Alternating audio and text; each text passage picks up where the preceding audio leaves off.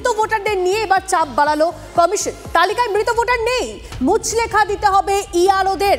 নির্ভুল তালিকা নিয়ে এখনো সন্দেহ কমিশনের। তালিকায় ভূতের ভোটারের সংখ্যা নিয়ে এখনো সন্তুষ্ট নয় কমিশন।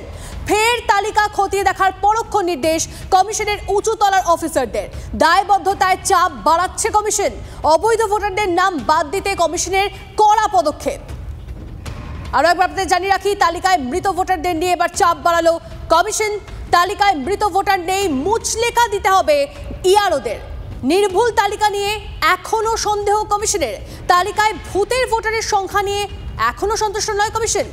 প্রদীপ্ত আমাদের প্রতিনিধি আমাদের সঙ্গে রয়েছে, প্রদীপ্তর সঙ্গে সরাসরি কথা বলবো। প্রদীপ্ত, কি কারণে এই চাপ বাড়ছে? এখনো কেন এত সন্দেহ? কি কারণে মুচলেখা এবার দিতে হবে ইআরওদের? দেখো, কমিশনের কাছে বেশ কিছু অভিযোগ জমা পড়েছে, যেখানে কোথাও কোথাও দেখা যাচ্ছে যে বাবা মার নথির সঙ্গে ছেলে মেয়ে হিসাবে যাদের নথি দেওয়া হয়েছে তাদের নথির মিল পাওয়া যাচ্ছে না, এরকমও অভিযোগ আসছে।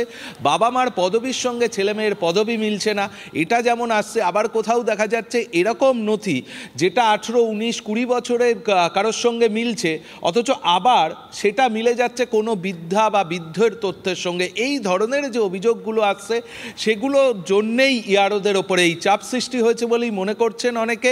এবং শুধুমাত্র এই মুচলেখা দেওয়ার ক্ষেত্রে একটি বিষয় নয়, একই সঙ্গে তাদেরকে জানাতে হবে যে বেসরকারি কোনো ডাটা এন্ট্রি অপারেটর এই তথ্যের কাজের সঙ্গে কখনো যুক্ত ছিল না। ইআরওরা সেই বিষয়টি ডিএমদেরকে জানাবেন, অর্থাৎ যারা জেলা নির্বাচন অফিসার হিসাবে কাজ করছেন তাদেরকে জানাবেন এবং তারপর তারা সেটা কমিশনে জানাবেন।